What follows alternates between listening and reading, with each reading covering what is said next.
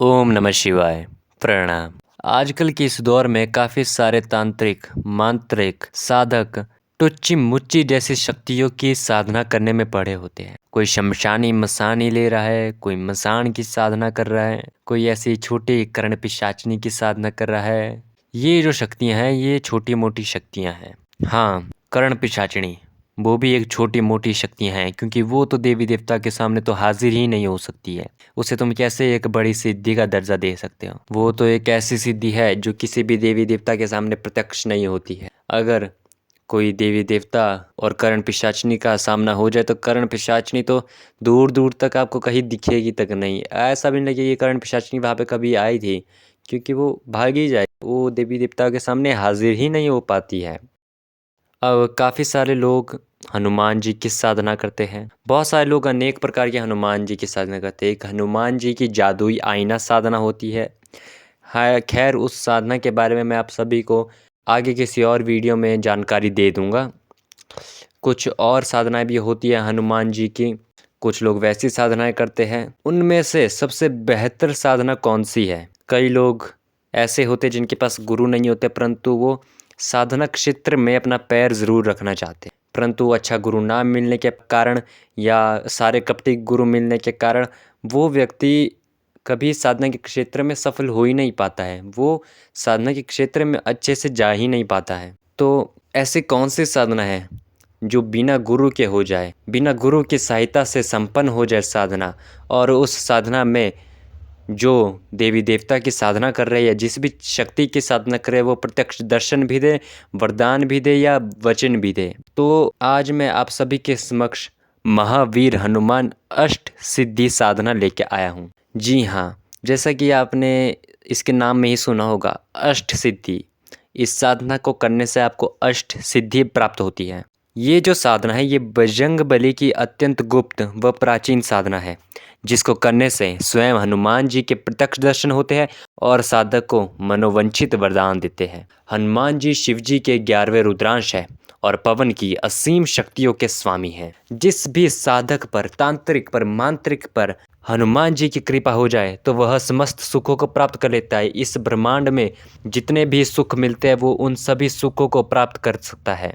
और तो और साधक को अलौकिक दुर्लभ शक्तियाँ भी प्राप्त हो जाती हैं, जिससे साधक बलवान होता है, बुद्धिमान होता है, अचल संपत्ति का स्वामी बन जाता है। ये जो साधना है ये बिना किसी गुरु के सहायता से भी संपन्न होगी, जैसा कि मैंने आप सभी को बताया। और इस साधना में हनुमान जी साधक को दर्शन भी देंगे और वरदान भी देंगे, और मोक्ष भी प्राप्त होगा, सुखी जीवन भी प्राप्त होगा। ये साधना जो है ये बाकी सारी साधनाओं से कई गुना बेहतर है। और कई गुना ये बेहतर क्यों है? क्योंकि इस साधना के मदद से आप ऐसे ऐसे कार्य संपन्न कर सकते हैं जो संपन्न करना बड़े बड़े लोगों के लिए भी मुश्किल होते हैं। स्वयं देवी देवता जो होते हैं वो भी आपकी पूजा करेंगे, वो भी आपका आन सम्मान करेंगे, स्वर्ग में आपके गुणगान गाएंगे। ये जो साधना है बहुत ज़्यादा शक्तिशाली है और सबसे बेहतर है। ये साधना पूरे 30 दिन तक की जाती है। इस साधना में जो है हनुमान जी प्रत्यक्ष दर्शन देते हैं, और साधक को जो भी चाहिए होगा या 3 वचन चाहिए होगा तो हनुमान जी वो भी देते हैं। अब साधना के तो ज़्यादातर कोई ना कोई हानि तो ज़रूर ही होती है। जैसे मानिए आप शमशान में मरघट की कालिका की साधना कुछ कर रहे हैं, भैरव की साधना कर रहे हैं, तो उसमें कुछ नियम होते हैं। यदि उन नियमों का पालन नहीं करते तो उसमें हानि होती है। या साधना की कुछ ऐसी हानि होती है कि रक्षा घेरा नहीं लगाया तो आपको जो है हानि होती है। अगर आपने कुछ ऐसे कार्य नहीं किए, भोग प्रसाद नहीं रखा तो आपको हानि होती है। परंतु ये साधना उन सब से अलग है, क्योंकि बिना किसी गुरु की सहायता से भी संपन्न हो सकते, तो आप सभी समझ सकते हैं कि इसमें जो है हानि बहुत कम है, इसलिए गुरु के बिना भी संपन्न होती है। असलियत में इस साधना से कोई भी हानि नहीं है, बल्कि लाभ ही लाभ प्राप्त होंगे आपको। कोई भी प्रकार की हानि आपको इस साधना से देखने को नहीं मिलेगी, इसकी कोई हानि ही नहीं है। बस इस साधना के जो नियम होते हैं, हनुमान जी से संबंधित जो नियम होते हैं उन सब का पालन करना है, और वो भी कोई ज़्यादा बड़ी बात नहीं है। अगर एक बार किसी भी साधक ने ये साधना संपन्न कर दी तो भूत प्रेत जिन अला बला या शत्रु से उसे मुक्ति मिलती है। साधक के जो शत्रु होते हैं साधक को उनसे मुक्ति मिल जाएगी। यदि कोई भी अला बला या किसी भी प्रकार की बाधा साधक के ऊपर होगी तो हनुमान जी उनसे उस साधक को मुक्ति देंगे। साधक बहुमुखी प्रतिभा का स्वामी बन जाता है। जैसा कि मैंने आपको बताया, देवी देवता तक उसके पूजन करते हैं और इस साधना से चमत्कारिक शक्तियाँ प्राप्त होती हैं। उन चमत्कारी शक्तियों का नाम है वायुगमन, अदृश्यकरण, परकाया प्रवेश और जो मैंने आपको बताया अष्ट सिद्धि। यदि कोई साधक इस साधना में सफलता प्राप्त करके अहंकार करता है, वो सोचता है कि उससे बड़ा तो कोई है ही नहीं, अब इस विश्व में उसका कोई कुछ नहीं उखाड़ पाएगा, तो सब कुछ नष्ट हो जाएगा आपका। क्योंकि ये जो चीज़ें होती है ये धर्म के रास्ते पे चलती है, सत्य के रास्ते पे चलती है, ये सही गलत के रास्ते में से सही के रास्ते में सदैव चलती है। यदि आप इसकी शक्ति का गलत प्रयोग करते हैं तो ये चीज़ें क्या होती है, पीछे हट जाती है, ये उन गलत कार्यों को नहीं करती है।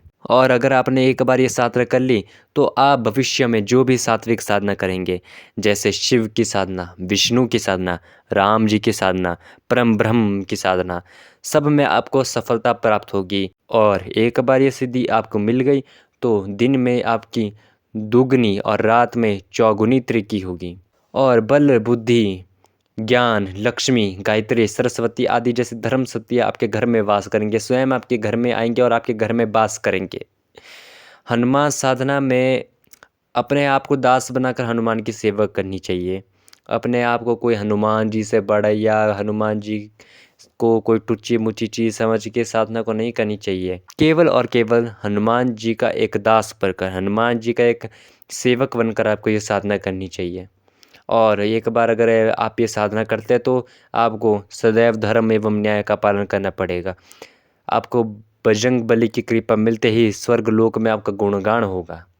यदि आप धर्म एवं न्याय का पालन नहीं करते तो आपको हानि का सामना होगा, क्योंकि अगर आप हनुमान जैसी सिद्धि लेकर, हनुमान जैसी धर्म, सत्य और न्याय के रास्ते में चलने वाले सिद्धि को लेकर आप अगर धर्म और न्याय का ही पालन नहीं करेंगे तो जाहिर सी बात है बजरंग बली जो है वो पीछे हट जाएंगे। वो आपकी सहायता बिल्कुल भी नहीं करेंगे, बल्कि आपको उल्टा धोखा मिल जाएगा।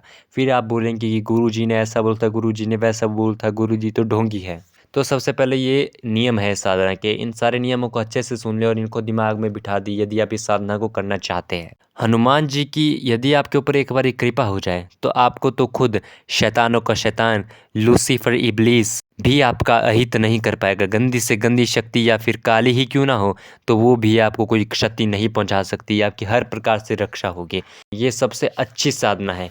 हर एक व्यक्ति जो तंत्र मंत्र यंत्र साधना क्षेत्र आध्यात्मिकता के क्षेत्र में प्रवेश कर रहा है परंतु कोई गुरु नहीं है और वो कोई ना कोई साधना करना चाहता है तो उसके लिए ये साधना सबसे बेहतर है, क्योंकि ये बिना गुरु के होती है और इसकी कोई भी हानि नहीं है, इसके उल्टे लाभ ही लाभ है।